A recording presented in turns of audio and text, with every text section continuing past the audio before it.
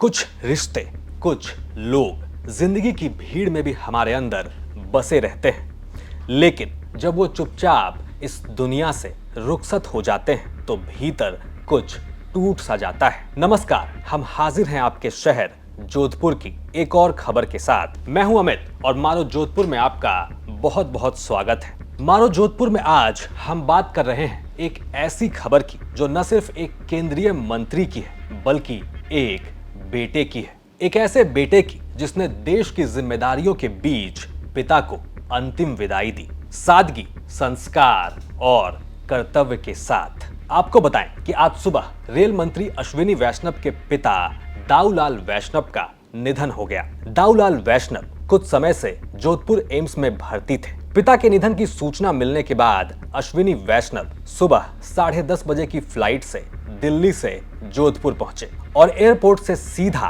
अपने घर गए, जहां उनके परिवार के अन्य लोग मौजूद थे। इस दौरान पैतृक स्थान जोधपुर में अश्विनी वैष्णव ने पूरे विधि विधान से अपने पिता को मुखाग्नि दी। वो दृश्य भावुक कर देने वाला था।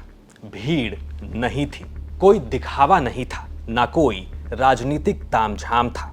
बस एक बेटा अपने पिता के चरणों में नतमस्तक खड़ा था। वो एक ऐसा क्षण था जहां ओहदा पीछे छूट गया और रह गया सिर्फ एक इंसान, एक बेटा और उसके संस्कार। अश्विनी वैष्णव देश के रेल मंत्री प्रधानमंत्री नरेंद्र मोदी के विश्वस्त सिपाही हैं, पर इस दिन उन्होंने न तो कोई भी वीआईपी व्यवस्था ली, न ही कोई विशेष सिक्योरिटी, न मीडिया को बुलाया, न कोई भाषण दिया। वो चुपचाप पिता की अर्थी को कांधा देकर चले गए, बिल्कुल सामान्य लोगों की तरह, क्योंकि असली शक्ति सादगी में होती है। उनका हर कदम बता रहा था कि आज वो सिर्फ एक बेटे हैं जो सिर्फ अपने पिता की परंपराओं को पूरा करने जोधपुर आए हैं।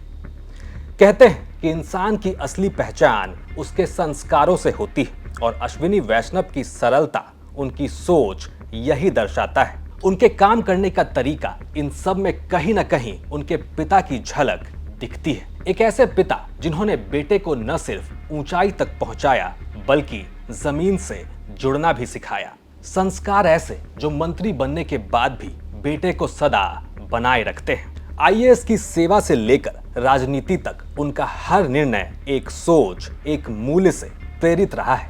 शायद यही वजह है कि अश्विनी वैष्णव भी आज जनता के इतने करीब हैं। सोशल मीडिया पर हजारों लोगों ने उन्हें श्रद्धांजलि दी। कई राजनेताओं और आम नागरिकों ने उन्हें एक कर्मयोगी बेटा बताया जो हर भूमिका को उतनी ही सच्चाई से निभाता है, चाहे वो मंत्री की हो या बेटे की। अब आपका इसे लेकर क्या कुछ कहना है, कमेंट बॉक्स में हमें लिखकर जरूर बताएं।